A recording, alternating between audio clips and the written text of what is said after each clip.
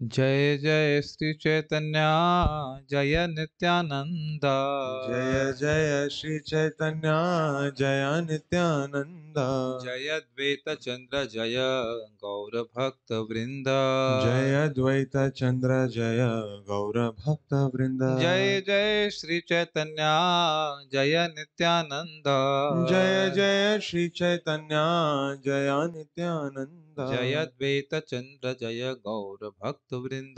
जय अद्वैत चंद्र जय गौर भक्त वृंद। निमाई पंडित चैतन्य महाप्रभु का जन्म हो गया है और उनके घर पर जात कर्म हो गए हैं और अब वह सीता ठाकुरानी उनके घर पर विभिन्न उपहार लेके आई हुई हैं और उसी संबंध में आगे उपहारों का वर्णन हो रहा है। भक्ष्य भोज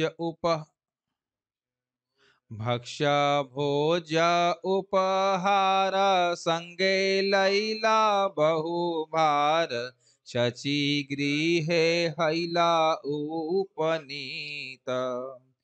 देखिया बालक ठामा साक्षात गोकुल काना वर्ण मात्र देखी विपरीत।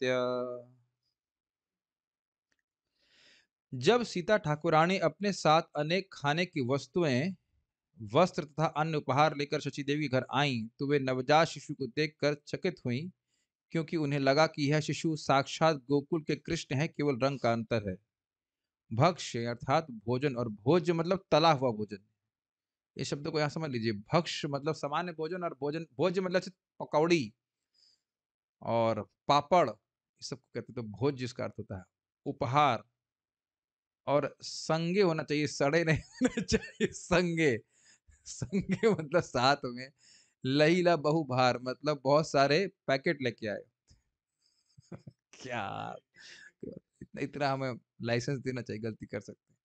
शची गृह हैला उपनीता, शची माता के घर पे वह लेके आए, साथ में लेके आई। देखिया बालक ठाम, ठाम है कि ठाई है? ठाम। शिशु के लक्षण को देख करके साक्षात गोकुल कान, लग रहा था कि साक्षात गोकुल के कृष्ण है। चैतन्य महाप्रभु और भगवान कृष्ण के अवतार हैं, तो इसलिए बोल रहे हैं कि वह साक्षात कृष्ण से लगते। वर्ण मात्र देखी विपरीत, खाली उनका जो शरीर का जो रंग था वो अलग दिखाई पड़ रहा था। विपरीत बिल्कुल अलग, कृष्ण श्याम वर्ण के और महाप्रभु दिखाई पड़ रहे हैं। बोले बार बार हम लोग महाप्रभु बोल रहे हैं। महाप्रभु उनका सन्यास का नाम था, लेकिन आप समझ रहे हैं कि बालक निमाई अभी तो नाम भी नहीं था, कुछ भी नाम नहीं था। हम लोग इंगित करने के लिए कह रहे हैं। तात्पर्य, पेटारी एक बड़ी डलिया है जिसे एक बांस के दोनों छोरों पर लटकाकर कंधे के ऊपर रखकर उठाया जाता है। ये समझ पा रहे हैं कुछ?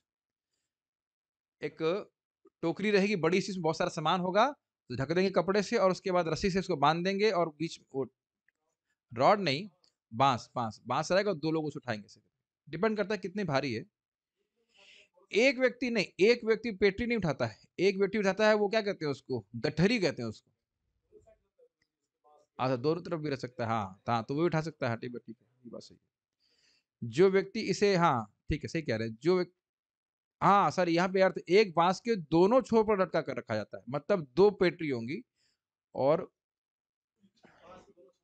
दोनों बांस के छोर पर रहेंगे, बीच में वो बैलेंस करके चलेगा। जो व्यक्ति इस पेटारी को ले जाता है वह भारी कहलाता है, भार उठाने वाला। सामान तथा बंडल ले जाने की यह प्रथा आज भी भारत तथा अन्य पूर्वी देशों में चालू है। हमने जब भी अभी जकार्ता इंडोनेशिया में इसका प्रचलन देखा है। ठीक है, समझ गए? तो यानी कि बहुत सारे वो लेके आए, तो समझा रहे हैं कि किस प्रकार से कोई भारी व्यक्ति था, भारी मतलब भार उठाने वाले व्यक्ति को बोला, वो सारा वस्तु में लेके आ रहा था। सर्व अंग सुनिर्माण सुवर्ण प्रतिमा भान सर्व अंग सुलक्षणमय बालकेरा दिव्य ज्योति देखी पाइला बहु प्रीति वात्सल्येत द्रविल होई हृदय।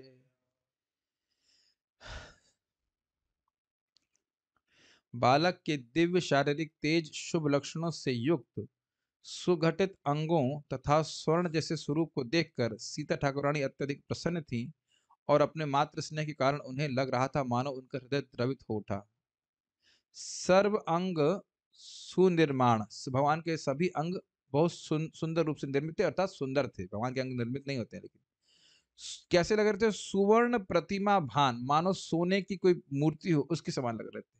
सर्व अंग सुलक्षणमय, सभी अंग सुंदर सुंदर लक्षणों, शुभ लक्षणों से युक्त थे।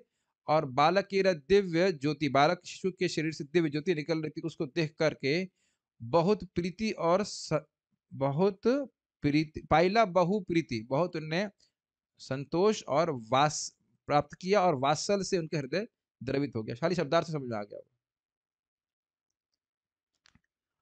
अब वो क्या दिया और क्या आशीर्वाद दिया, जरा देखिए। ओरे उसको गाना था, दुर्वाधान्या दिले सॉरी, दुर्वाधान्या दिला शीर्षे कैला बहु आशीषे, चिरजीवी हवो दुई भाई, डाकिनी शंकिनी हईते शंका उपजिल चीते, डरे नाम थुईला निबाई। दुर्वा मतलब समझते हैं, दुर्वा घास, धान्य मतलब धान, धान। दिला शीर्ष, उनके सिर के ऊपर दिया। किसके सिर के ऊपर? निमाई, निमाई अभी नाम हुआ नहीं है, बच्चे के ऊपर। कैला बहु आशीष, और उन्हें बहुत सारा आशीर्वाद दिया। किसने, कौन आशीर्वाद दे रहा है? सीता ठाकुरानी। ये क्या है, कौन है? आदित्याचार्य की वाइफ आदित्याचार्य की पत्नी, वाइफ। ठीक। और ये आदित्याचार्य की क्या है? हस्बैंड। ठीक है सब। क्या आशीष दिया? चिरजीव हऊ दुही भाई, दूसरा भाई कहां से आ गया? विश्वरूप भी है, अभी विश्वरूप ने संन्यास नहीं लिया है, तो दोनों भाई विश्वरूप और बच्चे को, अभी बच्चे का नाम नहीं रखा गया है, दोनों को कहा कि दोनों भाई चिरंजीव हो। उनको लगा इतना सुंदर बच्चा है कि डाकिनी और शांकिनी, डाकिनी शाकिनी सब भूतनी जैसी होती हैं, उनका बारे में उनकी होती हैं ऐसी शंका उपजिल चित्ते, उनके चित्त में, सीता ठाकुरानी के चित्त में ये शंका होगी कहीं कोई भूत प्रेत इसको ना लग जाए, भूतनी प्रेतनी कहा जाए, भूत प्रेतनी, भूतनी प्रेतनी, जैसे पूतना थी उस तरह से। तो डरे नाम थुईल निमाई, इस डर से उन्होंने उनका नाम निमाई रख दिया। तो निमाई नाम सीता ठाकुरानी ने महाप्रभु को रखा था। तात्पर्य, डाकनी तथा शाकनी, शांकनी, शांखनी शिवजी तथा उनकी पत्नी की दो संगनियां हैं, सहेलियां हैं, फ्रेंड्स कह सकते हैं, गर्ल फ्रेंड्स। और इनके भूत प्रेत योनि में जन्म होने के कारण ये अत्यंत अशुभ मानी जाती हैं। ऐसा माना जाता है कि अशुभ प्राणी नीम के वृक्ष के निकट नहीं जा सकते। कम से कम औषधि की दृष्टि से यह स्वीकार किया गया है कि नीम की लकड़ी अत्यंत प्रतिरोधी है, एंटीसेप्टिक है, और पुराने जमाने में अपने घर के सामने नीम का पेड़ लगाने का प्रचलन था। आज भी वो क्या छोटी माता आती हैं, छोटी माता और बड़ी माता में भी, दोनों माताओं को दूर करने के लिए या शांत करने के लिए नीम का पत्ता रखा जाता है। भारत में बड़ी बड़ी सड़कों के किनारे, विशेषता उत्तर प्रदेश में नीम के सैकड़ों और हजारों वृक्ष मिलते हैं। अब तो सब यूकलिप्टस मिलता है, प्रभुपाद जी के समय में मिलता था ये सब। नीम और आम के पेड़ लगाए गए थे। ये क्या नाम है, एक राजा था ना, उसका नाम था, मुसलमान राजा था, हमने हिस्ट्री में पढ़े थे, जिसने ये शेर शाह सूरी, जिसने ये रोड बनाई थी, ग्रैंड ट्रंक रोड, तो उसने दोनों तरफ आम के पेड़ लगाए थे। वो सब आम खत्म हो गए, आम का पेड़ भी खा गए सब लोग। नीम की लकड़ी इतनी एंटीसेप्टिक होती है कि आयुर्वेद में यह कुष्ठ रोग को अच्छा करने के काम में लाई जाती। कुष्ठ रोग बहुत खराब मानते, उसको भी ठीक करती। आयुर्वेद विशारदों ने सत्यापित कीजिए, आयुर्वेद विशारदों ने नीम वृक्ष के सत्व को निकाला है, जिसे मार्गोसिक अम्ल कहते हैं। आप लोगों ने सुना होगा, मार्गोसा, मार्गोसा साबुन आया करता था पहले, मार्गो, सॉरी मार्गो, मार्गो साबुन आता था, मार्गो। हाँ मार्गोसा बोलते हैं, लेकिन वो साबुन का नाम मार्गो था। सब स्नान किए होंगे आप?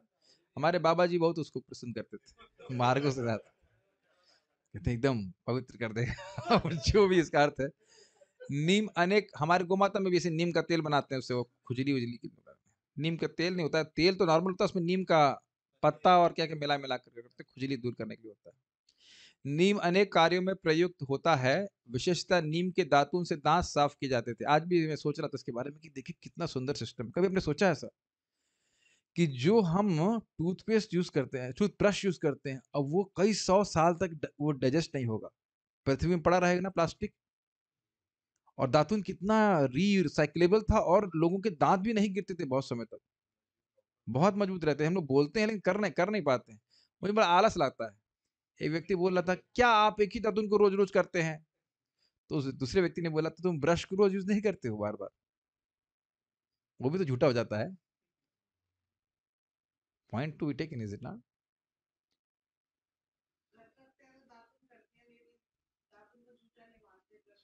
हाँ, तो ये चीज है। दातुन बहुत ये अब कर नहीं पाते हम। मुझे सबसे बड़ी दिक्कत होती है कि वो डंडी कैसे मिलेगी जो एकदम परफेक्ट साइज की होती है। अब कौन उसे काटे लेके जाए, फिर ऊपर से ब्रज के पेड़ को काटना भी खराब होता है। तो सब चीजें हैं इसलिए। आगरा से काट के लेके आएंगे।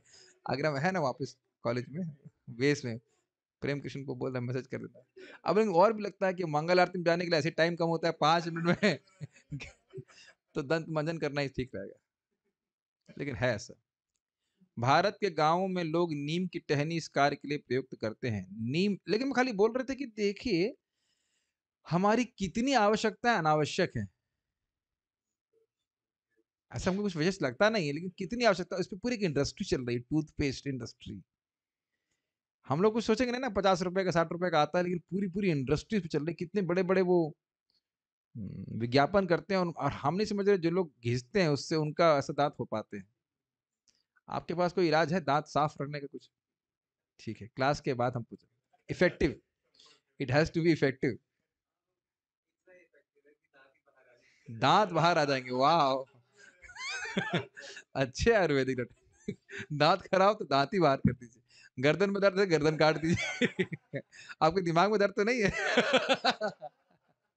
कहीं दिमाग में दर्द, दिमाग ही बाहर कर देंगे तो अच्छे डॉक्टर है। ठीक है। ये तो मायावादी की तरह हो गया। जैसे माया प्रभात बोलते हैं ना, मायावादी लोग कहते हैं आंख खराब है, आंख बाहर निकाल दो।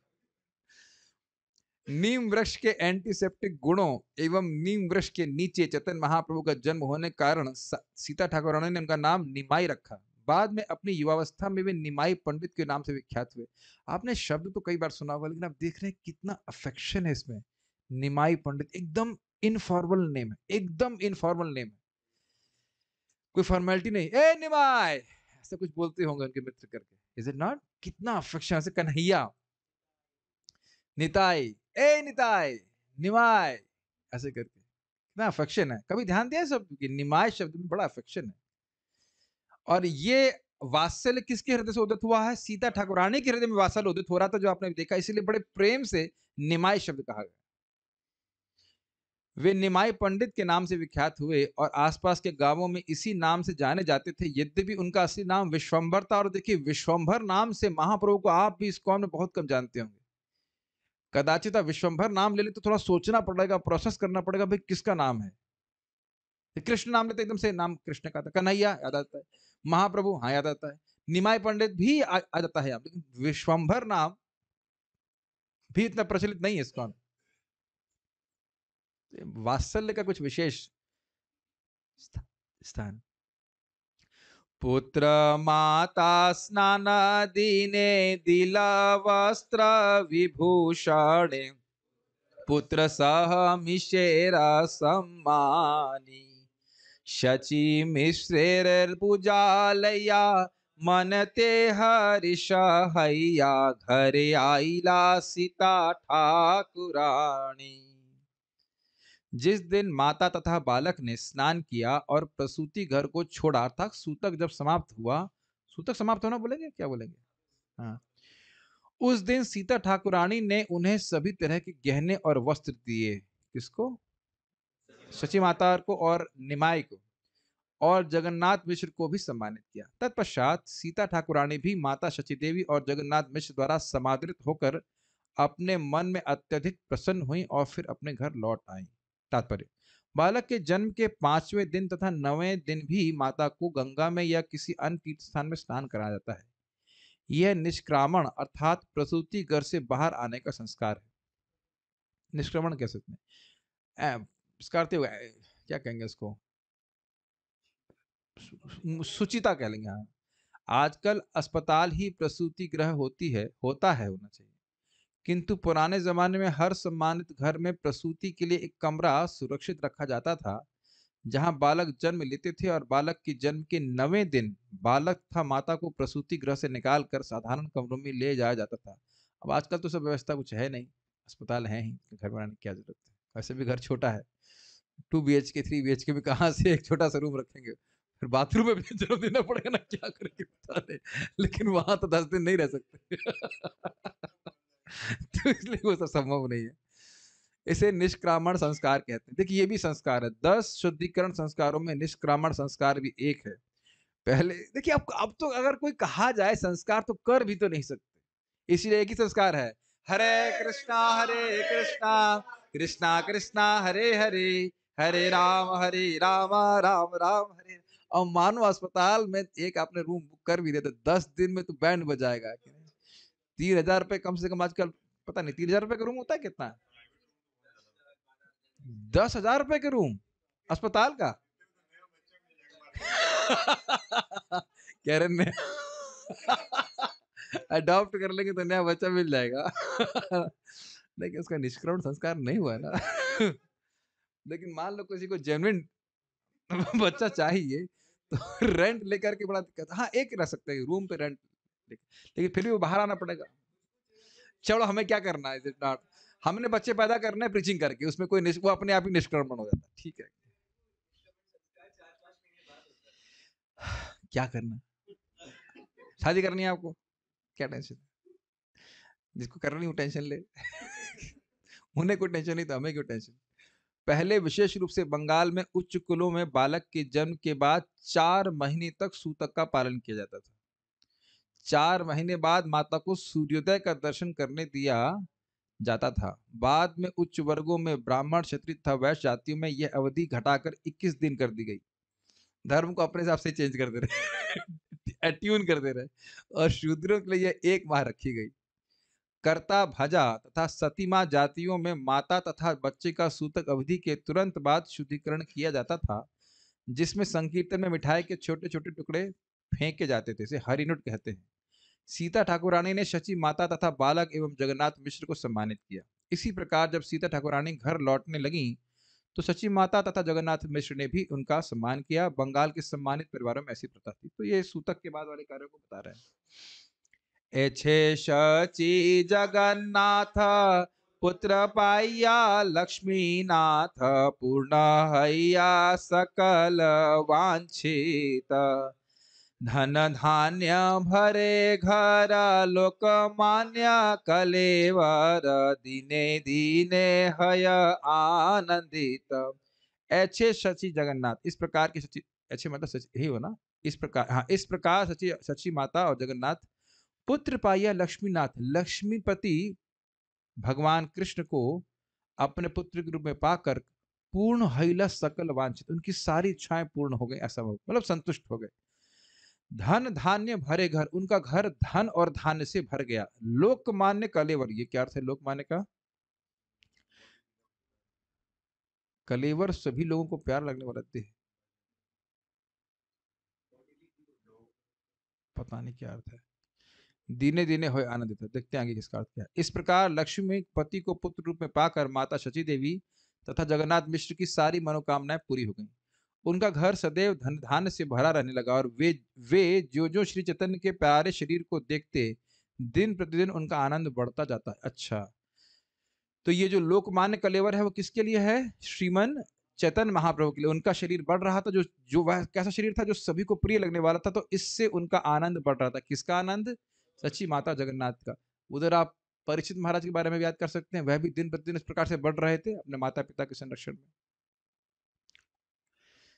तात्पर्य, श्री चैतन्य महाप्रभु पूर्ण पुरुषोत्तम भगवान है, अतएव हर व्यक्ति उन्हें सम्मान देता है। लोकमान्य कलेवर की व्याख्या कर रहे हैं, यहाँ तक कि स्वर्ग के निवासी भी सामान्य व्यक्तियों का वेश धारण करके महाप्रभु को नमस्कार करने आते थे। उनके पिता माता जगन्नाथ मिश्र तथा शची देवी अपने दिव्य पुत्र का आदर देखकर मन ही मन पुलकित होते रहते थे कि इतने लोग उनका सम्मान कर रहे हैं। इजी है। मिश्र वैष्णव शांत अलंपट शुद्ध दांत, धन भोगे नाही अभिमान, पुत्रेर प्रभावे यत धन आसी मिले तत विष्णु प्रीते द्विज दे न दान। जगन्नाथ मिश्र वैष्णव थे, शांत थे, अलंपट मतलब बुरे कार्यों में नहीं प्रवृत्त थे, शुद्ध थे और दांत अपनी इंद्रियों पर वह संयमन किए हुए थे। धन भोगे ना ही अभिमान, धन जो प्राप्त हो रहा था उसमें भोग का अभिमान नहीं होता था कि मैं भोगूं उसको। पुत्र प्रभाव यत, पुत्र के प्रभाव से जो भी धन आता था, धन आसी मिलता था, तत् उसको विष्णु की प्रीति के लिए ब्राह्मणों को दान दे दिया करते थे। विष्णु की प्रीति के लिए यानी कि विष्णु की प्रसन्नता के लिए और वैष्णवों के दान के लिए करते थे। जगन्नाथ मिश्र एक आदर्श वैष्णव थे। वे शांत, इंद्रिय तृप्ति में संयमित, शुद्ध तथा संयमित थे। अतएव उनमें भौतिक ऐश्वर्य भोगने की कोई इच्छा नहीं थी। जो भी धन उनके दिव्य पुत्र के प्रभाव से आया, उसे उन्होंने विष्णु की तुष्टि के लिए ब्राह्मणों को दान में दे दिया। लग्न गणी हर्षमती नीलांबर चक्रवर्ती गुप्ते कीछु कहिला मिश्रे रे महापुरुषेर चिन्ह लग्न लग्ने अंगे भे महापुरुषेरा चिन्ह लग्ने अंगे भिन्ना भिन्ना देखिए तारी बे संसारे। लग्न गणी हर्षमती, इसका क्या अर्थ है? अच्छा, लग्न गणी जन्म यानी जन्म के समय, पहले देख लेते हैं, अनुवाद देख लेते हैं। श्री चैतन्य महाप्रभु की जन्म घड़ी की गणना करके नीलांबर चक्रवर्ती था तो उनके नाना जी ने जगन्नाथ मिश्र से एकांत में कहा कि उन्होंने बालक के शरीर तथा जन्म घड़ी दोनों में ही महान व्यक्ति के विभिन्न लक्षण देखे हैं। इस प्रकार वे समझ गए कि यह बालक भविष्य में तीनों लोकों का उद्धार करेगा। इजी है समझने में। एछे प्रभु शची घरे कृपाय कैल अवतारे जय सिहा कर श्रवण गौर प्रभु दया माए तारे है ना सदय से पाए ताहार चरण। हरि बोल। क्यों किया हरि बोल? इस तरह चैतन्य महाप्रभु अपने अहेतु की कृपावश शचीदेव के घर में अवतरित हुए। चैतन्य महाप्रभु उस किसी भी व्यक्ति पर अत्यंत कृपालु होते हैं जो उनके जन्म के इस वृतांत को सुनता है। तो आप लोग नाखून से रेखा बना लीजिए। ठीक है, खत्म हुई का खत्म नहीं मिली। ऐसा मनुष्य महाप्रभु के चरण कमलों को प्राप्त करता है। हरि बोल। ठीक है, क्या था? शृण्वन्ति गायन्ति गृह्णन्ति अभीक्ष्णशः स्मरन्ति नन्दन्ति तवेहितं जना तैव पश्यन्ति अचिरेण तावकम् भवप्रवाहु परमं पदाम्बुजम्। चलिए, एक श्लोक तो याद हो गया, इसी को जीवन में अप्लाई करना है। पाया मानुष जन्म ये नाशुने गौरा गोड़ा हे न जन्म तारा व्यर्थ हैला पाया अमृत धुनी पिए विष गर्त पानी जन्मिया से कैने नाही मैला। पाया मनुष्य जन्म पा करके, किसने मनुष्य जन्म पाया? यहाँ पे हाथ खड़ा कीजिए। ओके। हमने हाथ मनुष्य जन्म नहीं प्राप्त किया। हाँ ठीक है, कर लिया। ओके ठीक है, ओके नॉट खाली जगा रहा हूँ, सोई नहीं हो रहा। अंडरस्टूड है। हमारे जूम के डिवोटी तो सब सो गए, किसी ने भी हैंड रेज नहीं किया यहाँ पे। वाह, ओ आप कर रहे हैं। हाँ, 3 पार्टिसिपेंट 4, बाकी लोग हाँ सब को याद है। हाँ, मनुष्य जन्म तो मिला है। ठीक है ठीक है ठीक, ओके ओके। पाया, सब याद, सब लोगों को जगाने की टेक्निक्स है। तो जगे रहे। पाया मनुष्य जन्म पाकर के ये ना सुने गौर गुण, जो चतन महाप्रभु के गुणों को नहीं सुनता। हेने जन्म तार व्यर्थ हैला, उसका ये जन्म व्यर्थ हो गया। क्यों ऐसा कह रहे हैं? कह रहे पाया अमृत धुनी। अमृत धुनी का मतलब क्या हो गया? अमृत का रिवर धुनी। हाँ, तो अमृत की नदी मिल गई हो जिसको, वह विषय गर्त पानी, विषय के भोग के गड्ढे के गंदे जल को पीना चाहता है, पिए तो जन्मिया से केने नहीं मैला। अरे जन्म ही क्यों लिया, मर जाता तो अच्छा होता। अब देखिए कृष्णदास कविराज गोस्वामी कितने कठोर शब्दों का उपयोग कर रहे हैं। जो मनुष्य जन्म पा करके महाप्रभु के बारे में नहीं सुन रहे हो तो अच्छा तो मर ही जाता, जन्म ही क्यों लिया तुमने? क्योंकि देखिए बहुत बड़ी बात है, बंदर नहीं सुन सकते। वैसे एक बात है, मैंने सुनी थी, ये आप 5वें अध्याय भगवत गीता की महिमा में सुनेंगे, पढ़ाएंगे इसको। तो तैयारी चल रही है, जल्दी से जल्दी इसको तैयार कर दिया जाए, बड़ा इंटरेस्टिंग है। मैना भी भगवत गीता सुनती है, लेकिन हम समझ सकते हैं कि जनरली जानवर अप्रिशिएट नहीं, सराहना नहीं कर सकते कि क्या सुन रहे हैं, लेकिन वो बड़ा चमत्कारिक था। तो खैर, जो इसको मनुष्य जन्म प्राप्त है, जो महाप्रभु के गुणों को नहीं सुनता, उसका जीवन व्यर्थ जा रहा है। समझ गए?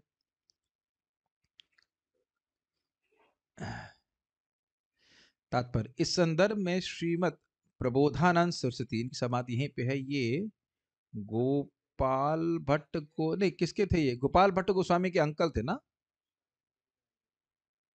हाँ, गोपाल भट्ट गोस्वामी के, वेंकट भट्ट की तरफ से ना। वेंकट भट्ट के बेटे बेटे कौन है? गोपाल भट्ट ही तो है। हाँ, तो उन्हीं के अंकल थे ये।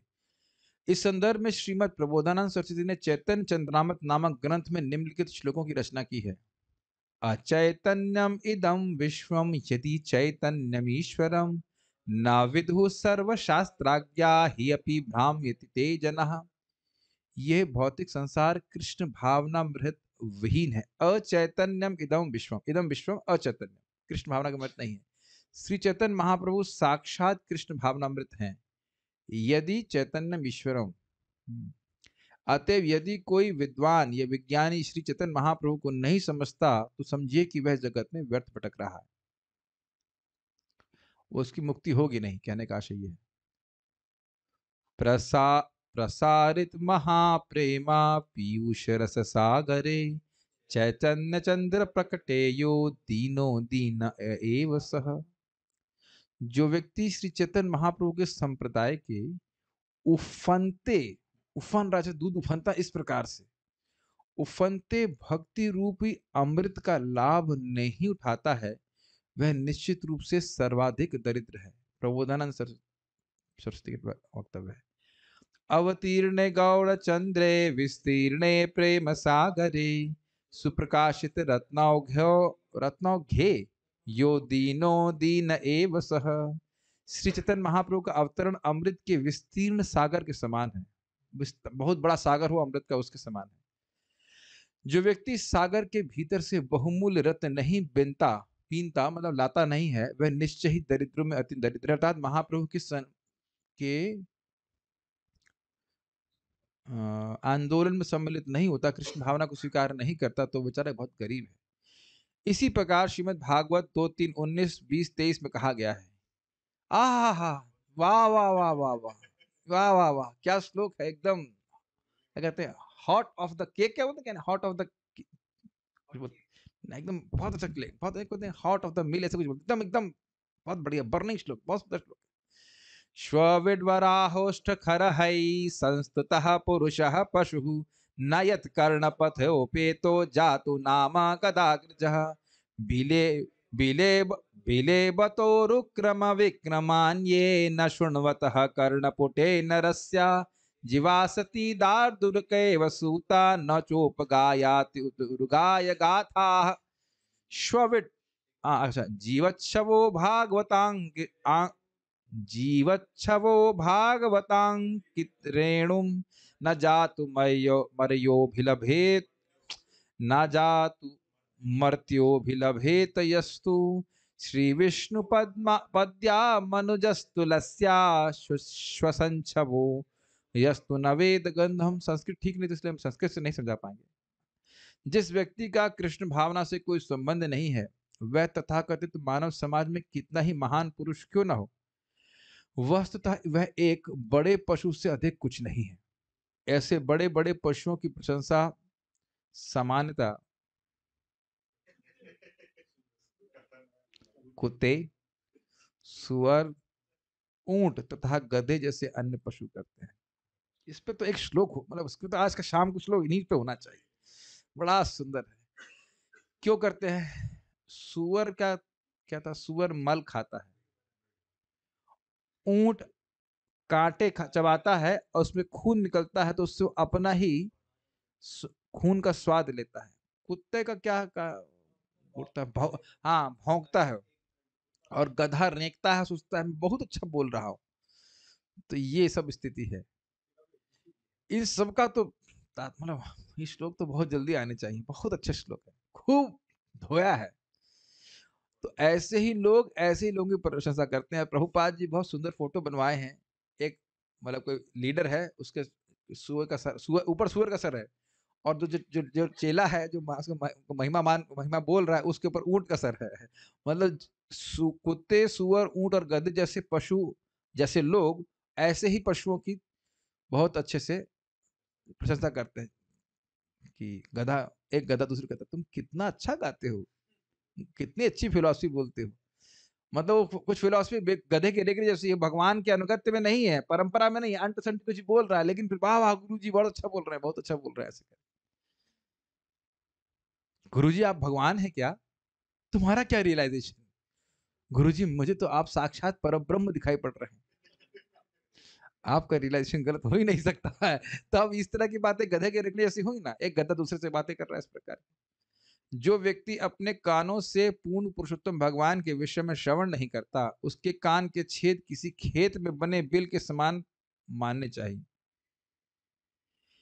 जिसमें सर्प रहता है। यद्यपि ऐसे पुरुष की जीभ होती है, किंतु यह उस मेढक की जीभ के समान होती है जो व्यर्थ ही टर टर की आवाज करके व्यक्ति रूपी सर्प को आमंत्रित करती है। समझना चाहिए कि बोलने में व्यक्ति की बहुत शक्ति खर्च होती है, तो जितना अधिक बोलेगा व्यर्थ की बात, तो और मर जाएगा जल्दी। ये लोग समझते नहीं है दुनिया में कितनी बातें करते हैं और बड़ी जोर जोर से, अरे तुमने सुना है उसके बारे में, वो इतना जोर से बोलेगा, यहां से बोलेगा तो आपको पूरा दूर तक सुनाई पड़ेगा। ये सच में, मैं गेट पे खड़ा था तो हमारा ड्राइवर इधर शाम किशोर और के ऑफिस के पास से कुछ बात कर रहा है, अरे देखो ऐसा वैसा, तो उससे बोलो हरे कृष्णा करने के लिए।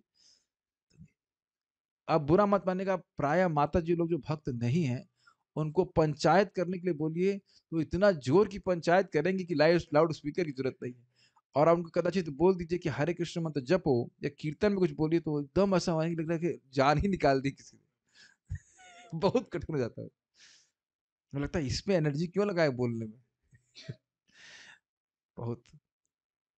इसी तरह मैंने देखा साक्षात, हम लोग कई बार बोल चुके हैं, अम्बाला से लौट रहे थे, दो बुढ़े बैठ गए बात करते 6 घंटे तक, और साड़ी गल सुनो, और साड़ी गल सुनो, ऐसे साड़ी साड़ी साड़ी कर पका दिया है। अरे भाई परेशान कर दिया उनने। और पार्थ लोग को पंजाबी समझ में आती तो कहते हैं अरे भी देखो अभी पनीर के बारे में बात कर रहे हैं, अभी फिर जूते के बारे में बात कर रहे हैं, फिर इसके बारे में, भगवान के बारे में कोई बात नहीं हो रही। नथिंग अगेंस्ट पंजाबी, अगर पंजाबी का उपयोग भगवान की सेवा के लिए किया तो ठीक है, लेकिन वो ऐसा बोल रहे थे। मैंने सोचा एसी में नहीं बैठेंगे, एसी में बहुत आवाज सुनाई पड़ती है। जो सेकंड क्या हो तो स्लीपर में तो बाहर इतनी जोर की आवाज आती है कि बाहर की आवाज, जो बात आपस में बात करते हैं उनकी आवाज नहीं सुनाई पड़ती। आपने देखा स्लीपर में लोग कम बात करते हैं, और एसी में बहुत जोर से बात करते हैं कि बाहर की आवाज नहीं आती। देखा आपने, नोटिस किया है? स्लीपर में उतना बात नहीं करते। नहीं आओ तो बड़ा वेरी पेनफुल। इसीलिए मैं ट्रैवलिंग करता ही नहीं, भगवान से आशीर्वाद मांगा हुआ कि जाने को ही नहीं, यहीं से बस बैठ के सब जगह, कहीं नहीं। इसी तरह जो व्यक्ति ना तो महान भक्तों के चरण कमलों की धूलि से लाभ उठाता है, न ही भगवान के चरण कमलों पर चढ़ी तुलसी की पत्तियों को सूंघता है, संगता क्या होता है, सूंघता है, लाभ उठाता है का अर्थ है भक्तों की संगति नहीं करता, तो उसे जीवित होते हुए भी मृतक समझ लेना चाहिए, जीवन अपनी मृतो हिस्सा। तो ये सब उसी श्लोक के फॉलोअप में है कि जो भगवान महाप्रभु की कथा नहीं सुन रहा उसका जीवन व्यर्थ है। इसी तरह श्रीमद् भागवत में अन्यत्र कहा गया है, ऑल श्लोकास आर रॉन्ग। निवृत्ततर्षैरुपगीयमानान् भवौषधि श्रोत्र मनोभिरामात् कौत्तम श्लोक गुणानुवादात् तुमान् विरज्येत बिना पशुघ्नात्। सब उसके हम खाली अनुवाद पढ़ दे रहे हैं, तो श्लोक इतने सुंदर सुंदर, इस पे तो एक अलग सी क्लास होनी चाहिए, बहुत सारे आचार्यों ने टीका करी इसे, बहुत अच्छा श्लोक है ये। जीव या आत्मा के हत्यारे को छोड़कर ऐसा कौन है जो पूर्ण पुरुषोत्तम भगवान की महिमा का श्रवण नहीं करना चाहेगा। मतलब या तो वह जानवरों को मारने वाला होगा या अपना स्वयं का हत्यारा होगा, आत्म साक्षात्कार के बारे में जानना ही नहीं चाह रहा होगा, ऐसा व्यक्ति ही भगवान के बारे में सुनना नहीं चाहेगा। ऐसी महिमा का आनंद इस भौतिक जगत की कलमश से मुक्त पुरुषों द्वारा ही भोगा जाता है। मतलब जिसका हृदय पूरी तरह शुद्ध हो गया है वही उसका आनंद ले सकता है। लेकिन भवौषधि, पूरा एक्चुअली प्रपात अनुवाद पूरा नहीं रखे यहाँ पे, भव औषधि, जिसका जिसका हृदय शुद्ध नहीं हुआ उसके लिए भव की औषधि के लिए कार्य करता है। बहुत अच्छा श्लोक है, मे बी आज इसको ले लिया जाएगा, बहुत अच्छा श्लोक है। कल संडे के लिए रखते हैं, संडे फीस्ट के लिए। फीस्ट घर में कर लेना, कथा यहाँ बोल देंगे। बहुत अच्छा, देखते हैं क्या मन में आता है। इसी प्रकार श्रीमद् भागवत में अन्यत्र 3:23-56 कहा गया है, ना तीर्थ पद सेवा यही जीवन अपि मृतो ही सह, जीवन अपि जीते जी मरा भूत है, वो घूम रहा है ऐसे। महाराज बोलते हैं जैसे मुर्दा घर में आप जाएं, मुर्दे जग जाएं, इधर से उधर भागें तो आप डर डर जाओगे कि ये क्या हो गया। इसी प्रकार से लोग जी रहे हैं लेकिन वो मुर्दे के समान है, भगवान के बारे में नहीं सुन रहे। यद्यपि मनुष्य जीवित प्रतीत होता है, किंतु यदि वह महान भक्तों के चरण कमलों की सेवा नहीं करता तो उसे मृतक ही समझना चाहिए। चरण कमलों की सेवा का अर्थ है भक्तों के संग बैठ के भगवान के बारे में कुछ कथा कीर्तन नहीं करना। करना ये होता है सेवा, और नहीं करना मतलब ऐसा होकर करता है। श्री चैतन्य नित्यानंदा आचार्य अद्वैत चंद्र स्वरूप रूप रघुनाथ दास, यहाँ सबार श्री चरण श्री क्षीरे वंदी निज धन, जन्म लीला गाइला कृष्ण दास। समझ में आ रहा होगा, मैंने कृष्णदास कविराज गोस्वामी ने श्री चैतन्य महाप्रभु, नित्यानंद प्रभु, आचार्य अद्वैत चंद्र, स्वरूप दामोदर, रूप गोस्वामी तथा रघुनाथ दास गोस्वामी के चरण कमलों को अपनी संपत्ति समझकर अपने सिर पर धारण करके श्री चैतन्य महाप्रभु के आविर्भाव का वर्णन किया है। बहुत अच्छा है तात्पर्य। कृष्णदास कविराज गोस्वामी श्री चैतन्य महाप्रभु, नित्यानंद प्रभु, अद्वैत प्रभु, स्वरूप दामोदर, रूप गोस्वामी, रघुनाथ दास तथा उनके अनुगामियों को मानते हैं। जो भी कविराज गोस्वामी के चरण चिन्हों का अनुसरण करता है वह भी उपर्युक्त प्रभुओं के चरण कमलों को अपनी निजी संपत्ति मानता है। भौतिकतावादी व्यक्ति के लिए भौतिक संपत्ति तथा ऐश्वर्य केवल माया है। वस्तुतः वे संपत्ति नहीं बल्कि बंधन है, क्योंकि भौतिक जगत के भोग द्वारा बद्धजीव वर्तमान भोग के लिए ऋणी होकर अधिकाधिक उलझता जाता है। ये कुछ समझ में आ रहा है? इस जगत में जितनी व्यक्ति संपत्ति इकट्ठा करता है, कितने बड़ा माया का बंधन है। हम लोग कुछ भी नहीं लेके जाते, सॉरी ना लेके आते हैं ना लेके जाते हैं, और बीच में हम कितनी आसक्ति अनुभव करते हैं। मैं इसको पहले भी बोल चुका हूं कि अगर मान लो 10,000 रुपए चोरी हो जाए कि व्यक्ति कितना दुखी होगा, कितना सोचेगा उसके बारे में, और कितना समय हमारा लूटा जा रहा है हमारी इंद्रियों के द्वारा भोगों में। वो कोई रो रहा है उसके लिए? बताइए। जीव गोस्वामी जी भक्ति संदर्भ में बोलते हैं कि एक क्षण अगर भगवान की विस्मृति के में चला गया तो व्यक्ति को ऐसे रोना चाहिए जिस धन चोरी होने पर रोता है। क्या स्टैंडर्ड है भक्ति का। और जितना व्यक्ति भोग कर रहा है उसमें ऋणी होकर के अधिक अधिक उलझता है। इसका अर्थ क्या हो रहा है? ऋणी होकर, इंग्लिश में क्या लिखा है? बद्ध जीव वर्तमान भोग के लिए ऋणी होकर अधिकाधिक उलझता जाता है। ऋणी मीन्स, देखिए अब समझ में आ रहा है, जब कोई व्यक्ति ऋण ले लेता है तो उसको ऋण ब्याज सहित चुकाना होता है। वाह, क्या प्रभुपाद जी का कहने की शैली है। ये कभी हम लोग सुने नहीं ये फ्रेज, ऋणी होकर, वर्तमान भोग के लिए ऋणी होकर। हमें समझ, देखो जैसे हम कोई सामान खरीदते हैं, क्रेडिट कार्ड बोलते हैं, क्रेडिट तो बोलते हैं ना, हाँ कितना अच्छा है, देखो कितनी सुविधा प्राप्त हो रही है, खट से क्रेडिट कार्ड से हमने सामान खरीद लिया, लेकिन उसका ब्याज बहुत बनता है। कितना परसेंट? 24% लेते, क्या लेते हैं? 12%। इंटरेस्ट रेट भी बढ़ जाता है। जितना डिले करेंगे इंटरेस्ट रेट और बढ़ जाएगा। वाह, हमने तो खैर इसका कभी इस्तेमाल नहीं किया। और उसी प्रकार से व्यक्ति भोग कर रहा है इस जगत में, लेकिन सोच नहीं रहा है, समझ नहीं रहा है कि उसका कितना बड़ा पेमेंट आगे करना पड़ेगा। ये बहुत बड़ा हमारा मूर्ता है, हमारी मूर्ता है कि हम सोच रहे हैं हम भोग कर रहे हैं और इसका कोई पेमेंट नहीं करना पड़ेगा, तो फ्री है। दुर्भाग्यवश अब जानते हैं कि हर भोग का महान महान ब्याज चुका सहित कर्जा चुकाना पड़ता है। मान लो कोई एक बार शराब पीता है तो क्या पहले बताइए कौन लोग स्वागत करते हैं? यमदूत। क्या वो देखने में सुंदर लगते हैं? बिल्कुल नहीं। अच्छा, जो लोग ओकेजनली पीते हैं उनके लिए भी आता है, उनके लिए भी ओकेजनली यमदूत आते हैं कि आते ही हैं? सेम फैसिलिटी, ठीक है। फिर वही डंडे सारा कुछ, ये नहीं कहते कि आप ओकेजनली पीते थे तो आपके लिए ओकेजनली आएँगे, नहीं वो आएँगे ही, ध्रुव है। और उसके बाद वो कितने समय तक एक बार शराब पी है तो कितने हज़ारों सालों तक व्यक्ति को नरक में दुःख भोगना पड़ता है। अरे तुम लोग भावुक कहीं के, हम नहीं मानते, हम नहीं मानते, मत मानो, हम नहीं मनवाएँगे, हमारी बात नहीं मान रहे तो यमदूत मनवाएँगे और तब सॉरी बोलेंगे तो और पीटेंगे। सॉरी बोल रहा है, हाँ? तब खूब पिटाई करेंगे। तो इसलिए ये समझ रहे हैं, और एक-एक भोग का आप अवैध स्त्री संग रखें, कुछ भी रखें, महान-महान कर्जा चुकाना पड़ता है। तो आज व्यक्ति सोच रहा है कि बहुत मौज कर रहे हैं, बहुत दुखी होगा। दुर्भाग्यवश बद्ध जीव उस संपत्ति को जिसके लिए वह ऋणी है, उसे वह अपनी मानता है और ऐसी संपत्ति को अर्जित करने में व्यस्त रहता है। ये समझ में आया? हम मान रहे हैं ना कि हमारा बैंक बैलेंस हमारा है। अरे हमारा बैंक बैलेंस हमारा नहीं होगा तो किसका होगा? आपके बाप का? हाँ, मेरे बाप का। बाप है श्री कृष्ण। सब कुछ तो कृष्ण का है। साडा की है। ये बात समझ नहीं आती। महाराज बोल रहे थे परम पूज्य नवयोगेंद्र महाराज के कहीं प्रवचन कर रहे थे। तो एक माता जी बार-बार बोलती है साडा की है, हमारा तो कुछ भी नहीं है साधु जी। तो महाराज क्लास के बाद, मैं ये क्लास के बाद बोले ठीक है तो दे 5 लाख रुपया। नहीं नहीं दूँगी। वहाँ तुरंत ऐसे बोलते हैं कि साडा की है, हमारा क्या है, लेकिन जब देने की बात आएगी तो नहीं दे, साडा ही है, अपना ही है, नहीं देना चाहते। इसीलिए बहुत धन कमाना बहुत खतरनाक है।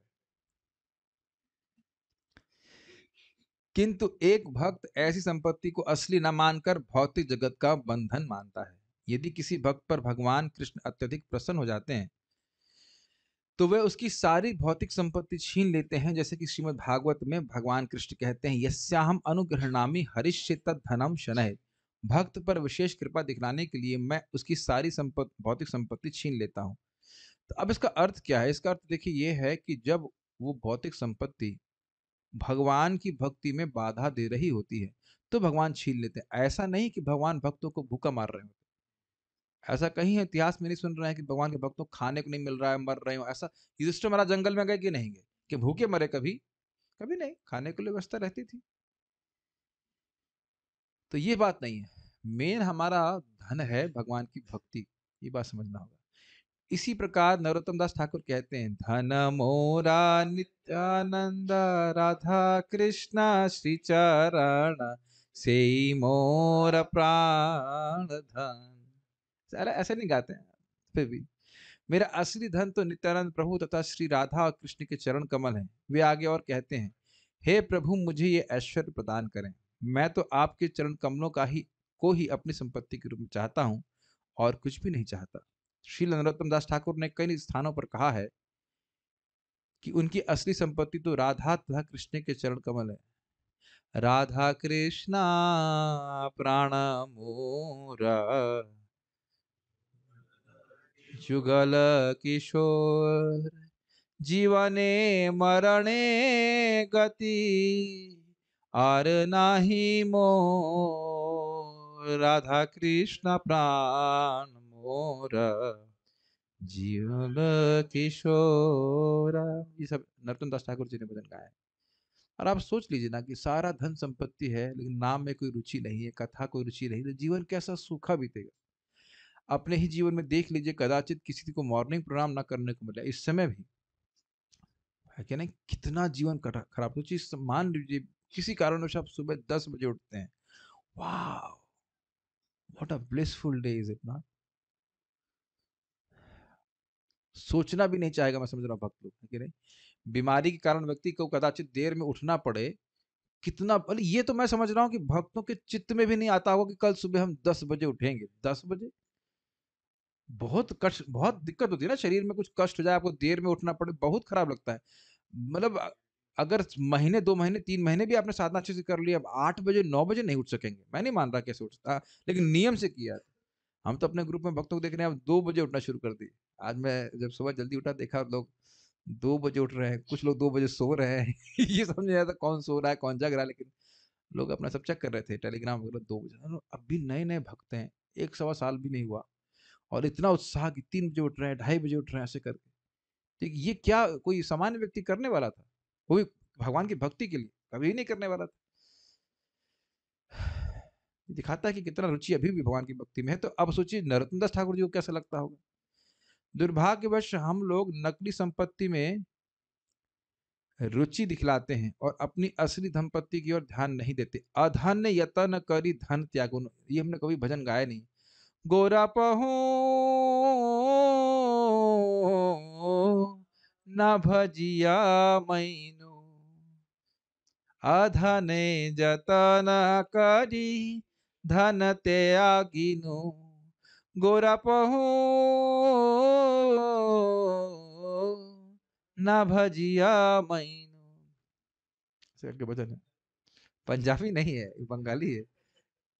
अधन यतन करे, जो धन नहीं है उसके लिए यत्न किया, और यतन करी धन त्यागी और धन को त्याग दिया। कभी कभी स्मार्त लोग रघुनाथ दास गोस्वामी को शूद्र मानते हैं, किंतु कृष्णदास कविराज गोस्वामी यहाँ विशेष रूप से उल्लेख करते हैं स्वरूप स्वरूप रूप रघुनाथ। अतएव जो व्यक्ति रघुनाथ दास के चरण कमलों को जाति प्रथा के समस्त विभागों से परे मानता है, वह असली आध्यात्मिक आनंद पाता है। थोड़ा समझ लीजिए इसको। रघुनाथ दास गोस्वामी यद्यपि जाति से कायस्थ थे, लेकिन वह दिव्य पद पर स्थित हैं। उनको कायस्थ इस तरह से नहीं देखना चाहिए, वो तो भगवान के पार्षद हैं। किसी भी रामानंद राय भी तो कायस्थ परिवार में पैदा हुए। तो ये कायस्थों को प्राय शूद्र कहा जाता है, लेकिन उनकी बुद्धि बहुत तेज होती है।